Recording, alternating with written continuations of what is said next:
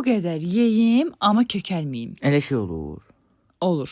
Can ətindən pizzanı yeyib kökəlməyəsən, bu ifadələrinizi eşidirəm. Amma bunlar mümkündür. Niyə? O, Bakıda pizza xəmirinin mayasının 3 gün hazırlama prosedurundan keçməsi səbəbindən heç vaxt ağırlıq vermir və turş maya ilə hazırlandığı üçün həm də pəhriz saxlayanların yeyə biləcəyi dadlar arasında. Sifarişlərimizə daxil idi garlic steaks pizza, klassik Caesar, special free, chorizo burger.